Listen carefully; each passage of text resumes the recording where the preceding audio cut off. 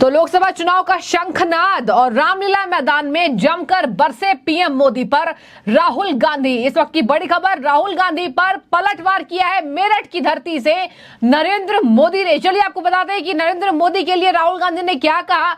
और ईडी और भ्रष्टाचार के खिलाफ मुहिम लड़ने वाले नरेंद्र मोदी ने भ्रष्टाचारियों को सबक सिखाने के लिए मेरठ की धरती से जनता को क्या संबोधन दिया है। आप देख रहे हैं द न्यूज और आपके साथ मैं सृष्टि। आपको मैं बता दूं, राहुल गांधी का बड़ा बयान सामने आया दर्शकों रामलीला मैदान से। कहा है कि अगर भाजपा संविधान और भाजपा चुनाव जीत गई तो देश में आग लगने जा रही है। पीएम मोदी ने मैच फिक्सिंग कर रखा है, सोशल मीडिया को खत्म कर देंगे तो आज इनकी 160 से ज्यादा सीटें नहीं आ पाएंगी। सोशल मीडिया, ईवीएम को खत्म कर दिया जाए तो इनकी सीटें नहीं आएंगी।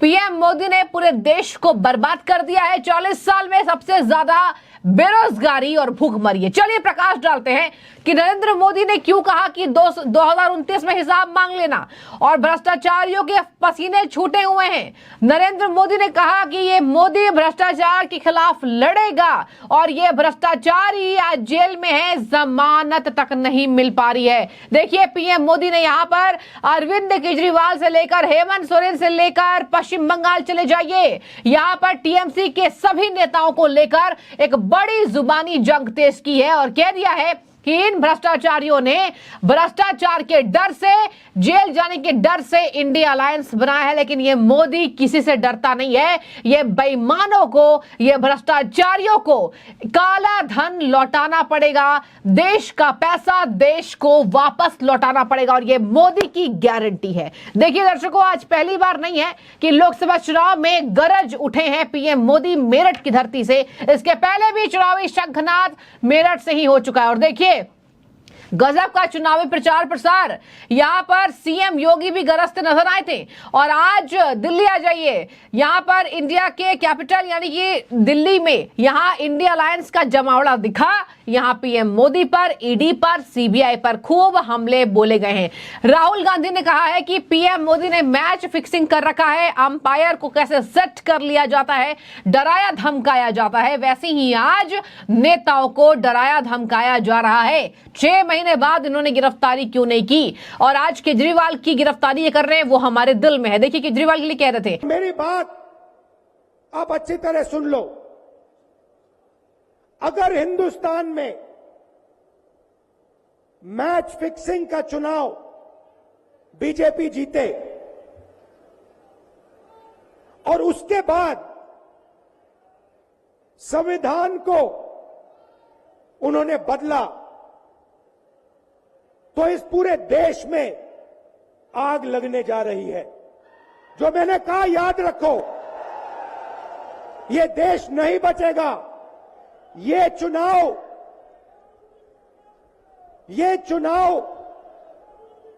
वोट वाला चुनाव नहीं है। ये चुनाव हिंदुस्तान को बचाने वाला चुनाव है, संविधान की रक्षा वाला चुनाव है। धन्यवाद, जय हिंद।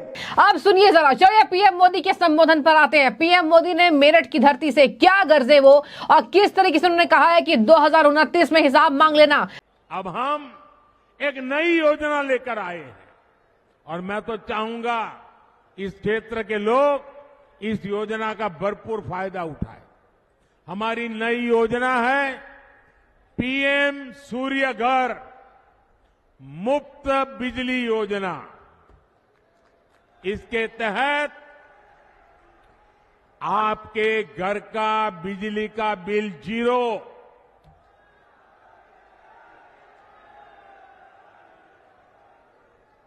फ्री बिजली हर परिवार को मिलेगी। इस योजना, अब योजना क्या है, घर की छत पर सोलर प्लांट लगाने की लगभग 75,000 रुपये तक सरकार मदद करेगी।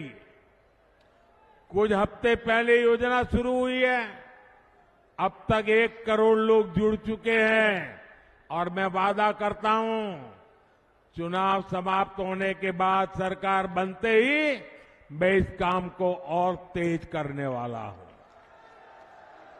ताकि आपका बिजली का बिल 0 हो जाए। साथियों, ये भाजपा सरकार है जो इस पूरे क्षेत्र में विकास को नई ऊंचाई पर ले जा रहा है। देश का पहला नमो भारत ट्रेन कॉरिडोर दिल्ली से मेरठ तक बना है। आज मेरठ जिले से होकर 3 अलग अलग एक्सप्रेसवे गुजर रहे हैं। मेरठ मेट्रो पर भी तेजी से काम चल रहा है। हमारा मेरठ फ्रेट कॉरिडोर से भी कनेक्टेड है। यहां मेजर ध्यानचंद स्पोर्ट्स यूनिवर्सिटी बन रही है। मेरठ एक बड़ा एजुकेशन हब भी बन रहा है। जिस प्रकार का इंफ्रास्ट्रक्चर मेरठ में बन रहा है, उससे यहां हर प्रकार के छोटे बड़े उद्योगों का विस्तार होगा। नौजवानों के लिए रोजगार के नए अवसर बनेंगे।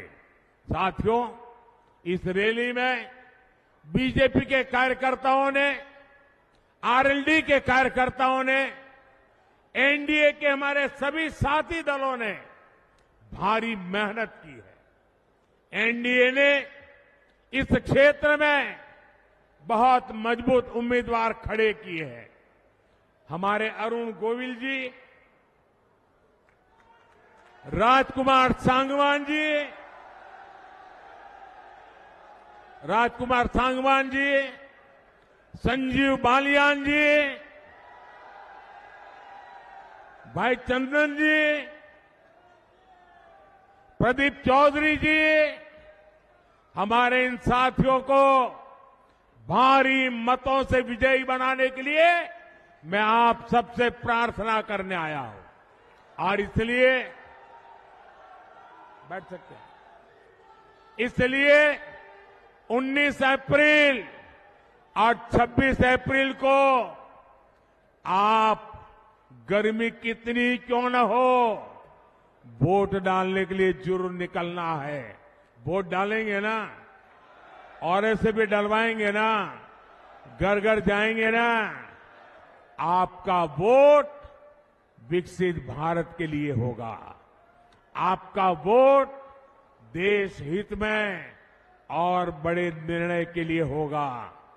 और इसलिए आप मेरे साथ बोलिए, आप सब मेरे साथ बोलिए, विकसित भारत के लिए 400 पार, विकसित भारत के लिए, विकसित भारत के लिए, गरीबी से मुक्ति के लिए, गरीबी से मुक्ति के लिए, युवाओं को नए अवसर के लिए, युवाओं के नए अवसर के लिए, नारी सशक्तिकरण के लिए, नारी सशक्तिकरण के लिए, किसानों की समृद्धि के लिए, भ्रष्टाचारियों को जेल भेजने के लिए।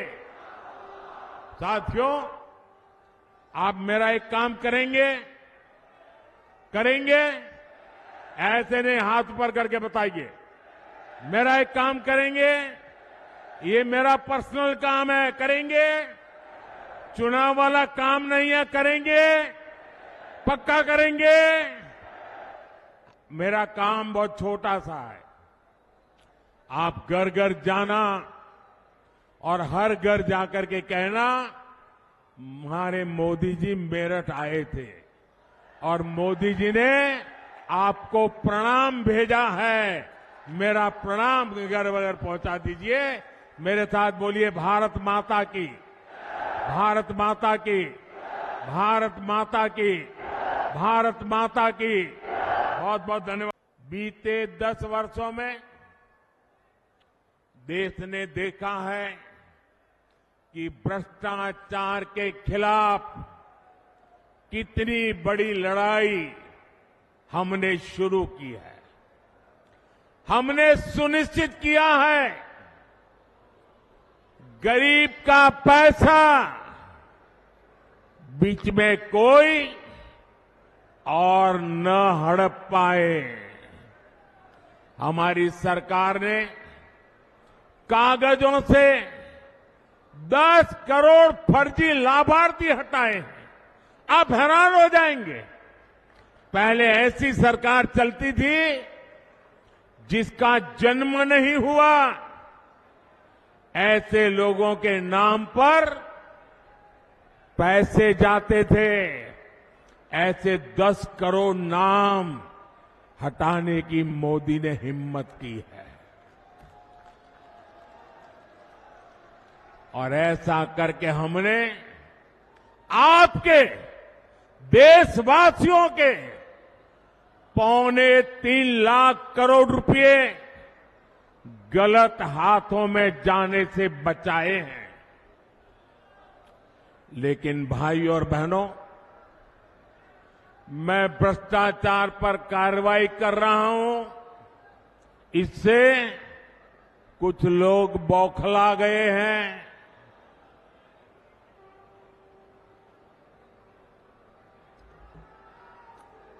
वो अपना आपा खो बैठे हैं।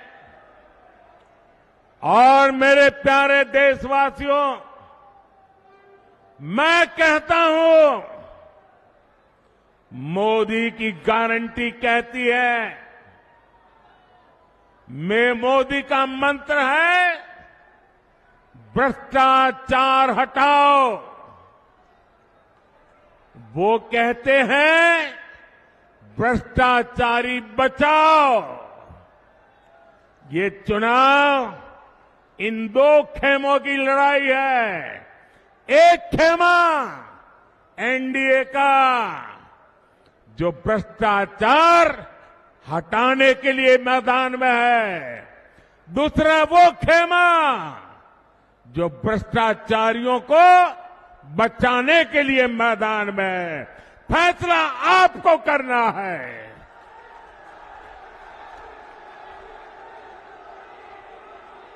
क्या भ्रष्टाचारियों को बचाना है? क्या भ्रष्टाचारियों को बचाना है? क्या भ्रष्टाचारियों को बचाना है? भ्रष्टाचार जाना चाहिए कि नहीं जाना चाहिए? भ्रष्टाचार हटना चाहिए कि नहीं हटना चाहिए? भ्रष्टाचार खत्म होना चाहिए कि नहीं होना चाहिए? और इसलिए भाइयों बहनों,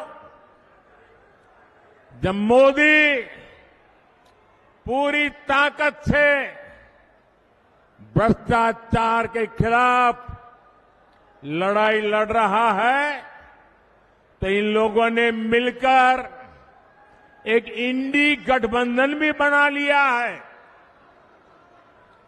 इनको लगता है कि मोदी इनसे डर जाएगा, लेकिन मेरे लिए मेरा भारत मेरा परिवार है। मेरा भारत मेरा परिवार है। मैं अपने देश को भ्रष्टाचारियों से बचाने के लिए जो कदम उठाए जा रहे हैं, उनके खिलाफ एक बहुत बड़ी लड़ाई लड़ रही हूं। और इसलिए बड़े बड़े भ्रष्टाचारी आज सलाखों के पीछे हैं।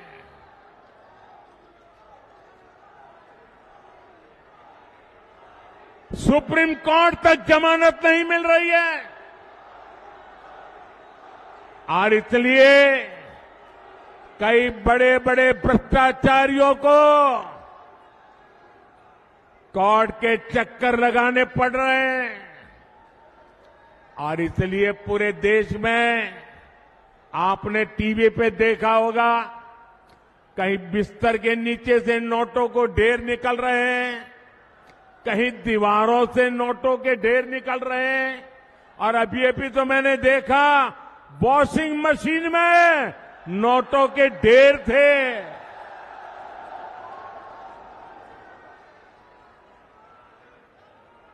साथियों,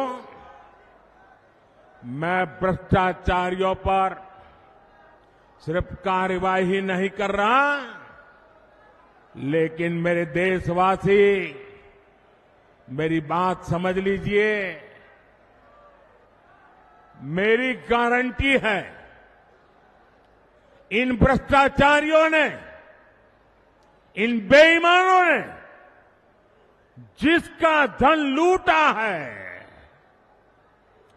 उस धन को मैं लौटा भी रहा हूं। कांग्रेस की सरकार के दौरान गरीबों का, छोटे निवेशकों का, बैंकों का हजारों करोड़ रुपए हड़प लिया गया था। आपको खुशी होगी साथियों, हमने भ्रष्टाचारियों की संपत्ति जब्त करके 17,000 करोड़ रुपए, कितने? 17,000 करोड़ रुपए। कितने? 17,000 करोड़ रुपए से ज्यादा मैंने उन जिनके पैसे गए थे उनको वापस लौटा दिया है। जिनका पैसा गया है उनके पैसे वापस मिले, इसके लिए मैं लगातार काम कर रहा हूं। ईडी ने जो संपत्ति जब्त की है, और अगर रिकॉर्ड मिलता है ये जिसके पैसे हैं उसी से पैसे गए हैं, तो मोदी आपके पैसे वापस दिलवाने के लिए जी जान से लड़ने वाला है। और मैं आज मेरठ की ये धरती, क्रांतिकारियों की धरती, वीरों की धरती से भ्रष्टाचारियों को साफ साफ कह रहा हूं, भ्रष्टाचारी कान खोल के सुन ले। ये मोदी पर चाहे कितने भी हमले करे, ये मोदी है, रुकने वाला नहीं है।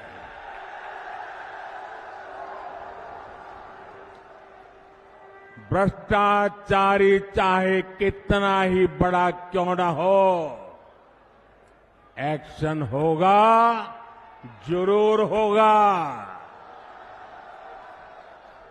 जिसने देश को लूटा है उसे लौटाना ही पड़ेगा, ये मोदी की गारंटी है।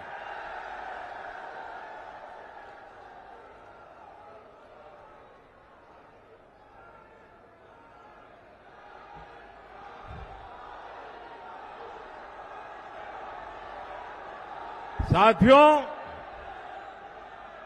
मेरठ की इस धरती का देश की अखंडता और एकता से बड़ा रिश्ता रहा है। ये स्वतंत्रता सेनानी वीर मंगल पांडे की कर्मभूमि है। ये धरती धनसिंह कोतवाल जैसे शूरवीर की धरती है। शौर्य की इस धरती से आज मैं पूरे देश को बताना चाहता हूं कि कैसे कांग्रेस और इंडी अलायंस देश की अखंडता और देश की एकता को तोड़ते रहे हैं। आज ही कांग्रेस का ये एक और देश विरोधी कारनामा देश के सामने आया है। तमिलनाडु में भारत के समुद्री तट से कुछ दूर, कुछ किलोमीटर दूरी पर श्रीलंका और तमिलनाडु के बीच में समुद्र में एक टापू है, एक द्वीप है, कच्चा थीवू, अलग अलग नाम भी लोग बोलते हैं, कच्चा थीवू। ये द्वीप सुरक्षा की दृष्टि से बहुत महत्वपूर्ण है। देश आजाद हुआ तब हमारे पास था और ये हमारे भारत का अभिन्न अंग रहा है। लेकिन कांग्रेस ने 4-5 दशक पहले कह दिया कि ये द्वीप तो गैर जरूरी है, फालतू है, यहां तो कुछ होता ही नहीं है। और ये कहते हुए मां भारती का एक अंग आजाद भारत में ये कांग्रेस के लोगों ने, इंडियन अलायंस के साथियों ने मां भारती का एक अंग काट दिया और भारत से अलग कर दिया। देश कांग्रेस के रवैये की कीमत आज तक चुका रहा है। भारत के मछुआरे मछली पकड़ने के लिए समंदर में जाते हैं, तमिलनाडु के हैं, केरल के हैं, पुडुचेरी के हैं, तेलंगाना के हैं, आंध्र के हैं, इस द्वीप की तरफ जाते हैं तो इन्हें गिरफ्तार कर लिया जाता है, उनकी बोट को कब्जा कर लिया जाता है। ये कांग्रेस के पाप का परिणाम है कि हमारे मछुआरे आज भी सजा भुगतते चले जा रहे हैं। और कांग्रेस पार्टी इतनी बड़ी उनकी पाप के जब बात आती है तो कांग्रेस की बोलती बंद हो जाती है। डीएमके जैसे दल जो कांग्रेस के साथी हैं, वे भी मुंह पे ताला लगा करके बैठ जाते हैं। आप मुझे बताइए, क्या ऐसा इंडी गठबंधन जिसने मां भारती का टुकड़ा करके दे दिया, क्या ऐसा गठबंधन देश हित में कोई फैसला ले सकता है क्या? देश का भला कर सकता है क्या? देश को एक रख सकता है क्या? साथियों, इंडी गठबंधन वाले ना देश के जवानों का हित सोच सकते हैं, ना ही देश के किसानों का हित सोच सकते हैं, ना ही देश के मछुआरों का हित सोच सकते हैं। किसानों से नफरत करने वाले इंडी गठबंधन ने चौधरी चरण सिंह जी को भी उचित सम्मान नहीं दिया। जब चौधरी साहब को भारत रत्न पर संसद में चर्चा हो रही थी, तब इंडी गठबंधन ने पार्लियामेंट के अंदर जो किया वो पूरे देश ने देखा है। जब हमारे छोटे भाई जयंत चौधरी संसद में चौधरी चरण सिंह जी के भारत रत्न के सम्मान को लेकर के बोलने के लिए खड़े हुए तो उनकी आवाज को रोकने की कोशिश की गई। भाई जयंत चौधरी को अपमानित करने का प्रयास किया गया। कांग्रेस और सपा को देश के किसान, इस क्षेत्र के लोगों की घर घर जाकर के माफी मांगनी चाहिए। और यहां का एक नागरिक कभी भी कांग्रेस, सपा जैसे उनके साथियों को कभी भी माफ नहीं कर सकते। साथियों, चौधरी साहब ने अपना जीवन किसानों की समृद्धि के लिए समर्पित किया था। हमारी सरकार भी किसानों के कल्याण को सर्वोच्च प्राथमिकता देते हुए काम कर रही है। यहां तो इतनी बड़ी अनाज मंडी है, यहां की गुड़ की मंडी सारे देश में जानी जाती है। आप भूले नहीं होंगे कि कैसे आप गन्ना किसानों को परेशान किया गया। गन्ना किसानों के हजारों करोड़ रुपए बकाया होना सामान्य बात हो गई थी। चीनी मिलों को धड़ाधड़ बंद किया जा रहा था, कोड़ियों के भाव बेचा जाता था। मोदी ने किसानों के साथ हो रही ये सारी हेराफेरी बंद करा दी है। साथियों, हम गन्ने की खेती को चीनी और गुड़ तक सीमित नहीं रखना चाहते। हम देश की हर गन्ना बेल्ट को देश की ऊर्जा बेल्ट भी बनाना चाहते हैं। गन्ने से बनने वाले इथेनॉल से गाड़ियां चले, इसके लिए आज देश भर में काम हो रहा है। 10 वर्ष पहले सिर्फ 40 करोड़ लीटर इथेनॉल बनता था, आज 500 करोड़ लीटर इथेनॉल का उत्पादन हो रहा है। इथेनॉल की खरीद बढ़ने से 10 साल में लगभग 70,000 करोड़ रुपए देश के किसानों को मिले हैं। साथियों, हमारा निरंतर प्रयास है कि किसान की लागत कम और लाभ अधिक हो।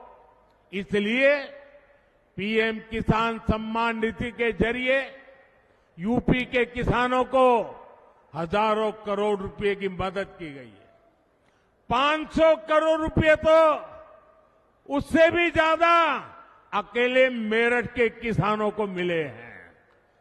आज यूरिया की जो बोरी दूसरे देशों में 3,000 रुपए तक में मिलती है, वही बोरी हम किसानों को सिर्फ 300 रुपए में भी, 300 से भी कम कीमत में दे रहे हैं।